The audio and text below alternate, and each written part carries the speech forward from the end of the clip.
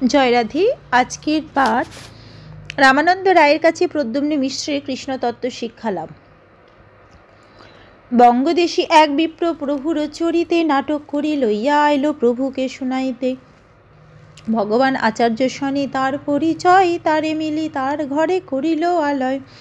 প্রথমে নাটক তেহ তারে শুনাইল, তার সঙ্গে অনেক বৈষ্ণব নাটকও শুনিল।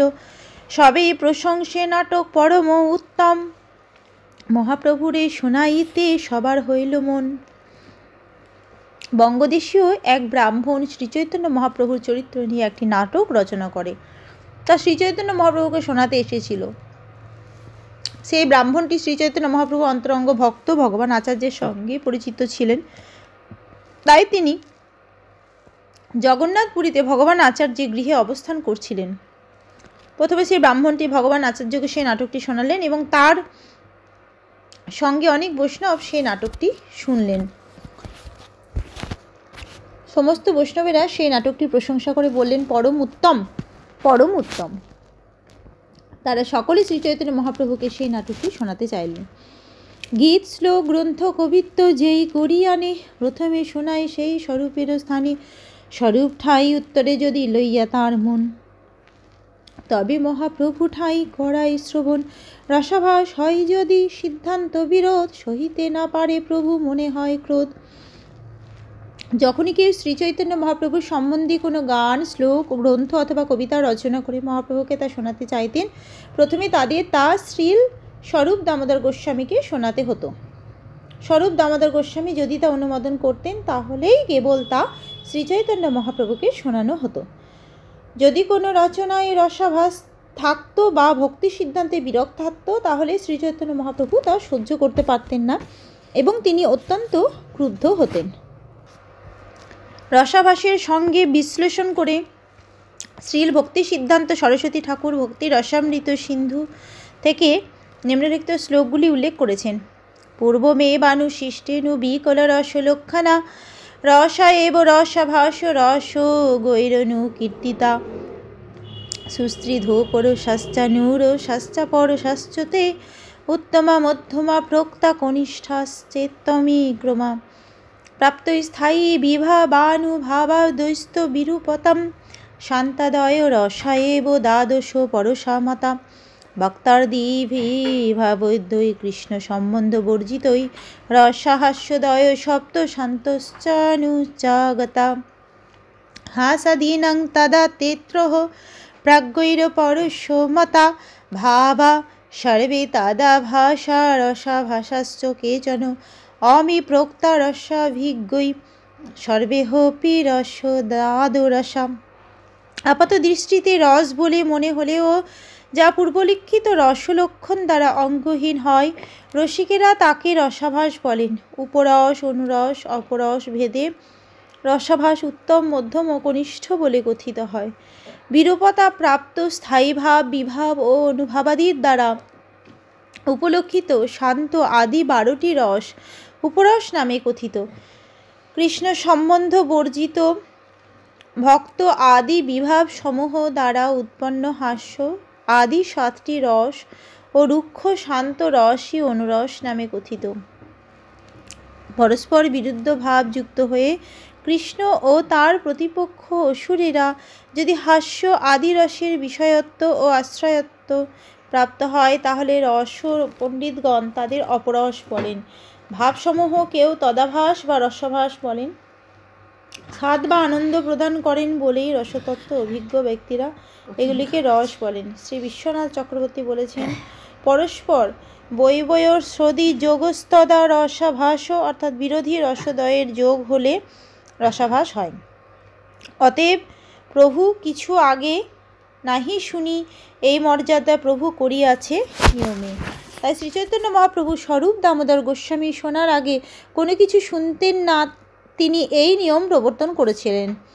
স্বরূপের ঠাঁই আচার্য কইলা নিবেদন, এক বিপ্র প্রভুর নাটক করিয়াছে উত্তম। ভগবান আচার্য স্বরূপ দামোদর গোস্বামীকে বললেন যে একজন বিপ্র শ্রীচৈতন্য মহাপ্রভুর সম্বন্ধে একটি নাটক রচনা করেছেন এবং সেই নাটকটি অতি উত্তম হয়েছে। আদৌ তুমি শুনত যদি তোমার মন মানে, পাছে মহাপ্রভুরে তবে করাই মো শ্রবণী। স্বরূপ কহে তুমি গো পরম উদার, যে সে শাস্ত্র শুনিতে ইচ্ছা উপজে তোমার। প্রথমে আপনি যেটা শ্রবণ করুন এবং যদি আপনি তা অনুমোদন করেন তাহলে আমরা সেটি শ্রী চৈতন্য মহাপ্রভুকে শোনাবো। স্বরূপ দামোদর গোস্বামী উত্তর দিলেন, ভগবান আচার্য, তুমি এক উদার গোপবালক, তাই তোমার যে সে শাস্ত্র শুনতে ইচ্ছা হয়। যদ্দা তদ্দা কবির বাক্যে হয় রসাভাস, সিদ্ধান্ত বিরুদ্ধ শুনিতে না হয় উল্লাস। তথাকথিত সমস্ত কবিদের রচনায় রসাভাস এবং সিদ্ধান্ত বিরোধ থাকে, তাই সেই সমস্ত রচনা শুনতে আনন্দ হয় না। যদ্দা তদ্দা কবি বলতে যথার্থ জ্ঞান ছাড়াই যারা কবিতা লেখে তাদের বোঝানো হয়েছে। কবিতা রচনা করা, বিশেষ করে বৈষ্ণব সিদ্ধান্ত অনুসারে কবিতা রচনা করা অত্যন্ত কঠিন। কেউ যদি যথার্থ জ্ঞান ব্যতীত কবিতা রচনা করে তাহলে সেই রচনায় রসাভাস হওয়ার সম্ভাবনা থাকে। এরকম রসাভাস থাকলে তত্ত্বজ্ঞানী বৈষ্ণবেরা তা শুনতেই চান না। রসাভাস যার নাহি কবিচার, ভক্তি সিদ্ধান্ত সিন্ধু নাহি পাই পার। অপ্রাকৃত রস এবং রসাভাস সম্বন্ধে যে সমস্ত কবিদের ধারণা নেই তারা ভক্তি সিদ্ধান্তের সমুদ্র পার হতে পারে না। ব্যাকরণ নাহি জানি, না জানি অলঙ্কার, নাটকালঙ্কার জ্ঞান নাহিক যাহার। কৃষ্ণলীলা বর্ণিতে না জানে সেই ছাড়, বিশেষে দুর্গম এই চৈতন্য বিহার।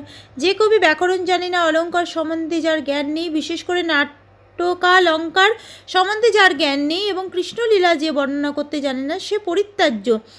আর শ্রীচৈতন্য মহাপ্রভুর লীলা বিশেষভাবে দুর্বোধ্য।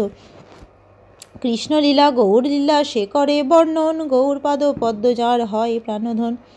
শ্রীচৈতন্য মহাপ্রভুর শ্রী পাদপদ্ম যিনি তার প্রাণধন রূপে গ্রহণ করেছেন, তিনি শ্রীকৃষ্ণের লীলা এবং শ্রীচৈতন্য মহাপ্রভুর লীলা বর্ণনা করতে পারেন। গ্রাম্য কবির কবিত্ব শুনিতে হয় দুঃখ, বিদগ্ধ আত্মীয় বাক্য শুনিতে হয় সুখ।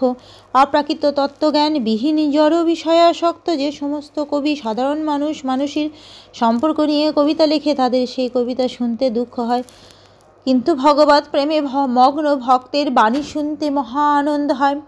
গ্রাম্য কবি বলতে এখানে জড় বিষয়াসক্ত যে সমস্ত কবি ও সাহিত্যিক সাধারণ স্ত্রী পুরুষের বিষয়ে কবিতা বা সাহিত্য রচনা করে তাদের বোঝানো হয়েছে। বিদগ্ধ আত্মীয় বাক্য বলতে ভগবত তত্ত্ব জ্ঞান সম্বন্ধিত ভগবত ভক্তের রচনা বোঝানো হয়েছে। গুরু শিষ্য পরম্পরার ধারায় তত্ত্বজ্ঞান সমন্বিত এই ধরনের ভক্তদের কখনো কখনো স্বজাতীয় স্নিগ্ধ বা এক জাতীয় মনোভাব সম্পন্ন স্নিগ্ধ ব্যক্তি বলে বর্ণনা করা হয়েছে। এই ধরনের ভক্তদের কবিতা এবং রচনায় কেবল ভক্তদের গভীর আনন্দ দান করে। রূপ জয়ছে দুই নাটক করিয়াছে আরম্ভে, শুনিতে আনন্দ বাড়ে যার মুখবন্ধে। শ্রীল রূপ গোস্বামী যেমন তার দুটি নাটকের আরম্ভে যেভাবে মুখবন্ধ রচনা করেছেন তা শুনলে অধিক থেকে অধিকতর আনন্দ আস্বাদন হয়। ভগবান আচার্য কহে, শোনো একবার, তুমি শুনিলে ভালো মন্দ জানিবে বিচার। স্বরূপ দামোদর গোস্বামীর এই বিশ্লেষণ শোনার পরেও ভগবান আচার্য তাকে অনুরোধ করতে লাগলেন, দয়া করে আপনি একবার এই নাটকটি শুনুন। সেটি শুনিলে আপনি তার ভালো মন্দ বিচার করতে পারবেন। 2-3 দিন আচার্য আগ্রহ করিল, তার আগ্রহে স্বরূপের শুনিতে ইচ্ছা হইল। সবা লইয়া স্বরূপ গোসাই শুনিতে বসিলা, তবে সেই গোবিনান্দি শ্লোক পড়িলা। 2 দিন ধরে ভগবান আচার্য স্বরূপ দামোদর গোস্বামীকে সেই কবিতা শুনতে অনুরোধ করতে লাগলেন। তার সেই অনুরোধের ফলে স্বরূপ দামোদর গোস্বামী সেই বঙ্গদেশীয় ব্রাহ্মণ কবির কবিতা শুনতে রাজি হলেন। সকলকে নিয়ে স্বরূপ দামোদর গোস্বামী সেই কবিতা শুনতে বললেন এবং তখন সেই কবি প্রারম্ভিক শ্লোক পড়তে শুরু করলেন। বিক চক মল নেত্রে শ্রী জগন্নাথ সঙ্গে কনক রুচিরি হাত্য নাত্য তাং জ প্রপন্ন প্রকৃতি জড়স্ম্য সে সংচেতয়ন্না বিরাশির সদিশতু তব ভব্বং কৃষ্ণ চৈতন্য দেব। পরমেশ্বর ভগবান স্বর্ণাভ অঙ্গকান্তি অবলম্বন করে বিকশিত কমল নেত্র স্বরূপ শ্রী জগন্নাথ দেবের শরীরে আত্মা স্বরূপ হয়েছেন এবং প্রকৃতি জড়কে অশেষ চেতনা দান করে জগন্নাথপুরীতে আবির্ভূত হয়েছেন। সেই কৃষ্ণ চৈতন্য দেব তোমার মঙ্গল বিধান করুন। শ্লোক শুনি সর্বলোক তাহারে বাখানে, স্বরূপ কহে এই শ্লোক করহ ব্যাখ্যানে। সেই শ্লোক শুনে সকলে সেই কবির প্রশংসা করতে লাগলেন, কিন্তু স্বরূপ দামোদর গোস্বামী তাকে বললেন, দয়া করে আপনি এই শ্লোকটির ব্যাখ্যা করুন। কবি কহে, জগন্নাথ সুন্দর শরীর চৈতন্য গোসাই শরীরই মহাধীর। কবি বললেন, শ্রী জগন্নাথ দেবের শরীর অপূর্ব সুন্দর, আর মহাধীর শ্রী চৈতন্য মহাপ্রভুর সেই শরীরের শরীরই। শরীরই বলতে শরীরের অধিকারীকে বোঝায়। সে সম্বন্ধে ভগবদ্গীতায় বলা হয়েছে, দেহি নহস্মিন যথা দেহে কৌমারং যৌবনং জরা তথা দেহান্তর প্রাপ্তির ধীরস্তত্র ন মুহতি। দেহির দেহ নিরন্তর শৈশব থেকে যৌবনে এবং যৌবন থেকে বার্ধক্যে নিরন্তর পরিবর্তিত হয়, তেমনি মৃত্যুর পর সে আর একটি দেহ প্রাপ্ত হয়। তাই তত্ত্বজ্ঞান সমন্বিত ধীর ব্যক্তি এই ধরনের পরিবর্তনে বিচলিত হন না। জড়জগতে সাধারণ মানুষের দেহ এবং দেহিতে ভেদ রয়েছে, কিন্তু চিৎ জগতে সেরকম কোনো ভেদ নেই। সেখানে দেহ এবং দেহিতে কোনো ভেদ নেই। চিন্ময় স্তরে সব কিছুই চিন্ময়, তাই সেখানে দেহ এবং দেহিতে কোনো পার্থক্য নেই। জয় রাধে। আজকের পাঠ এই অবধি। ভজ শ্রীকৃষ্ণ চৈতন্য প্রভু নিত্যানন্দ, শ্রী অদ্বৈত গদাধরে শ্রীবাসাদি গৌরভক্তবৃন্দ। হরে কৃষ্ণ কৃষ্ণ কৃষ্ণ হরে হরে, হরে রাম রাম রাম হরে হরে।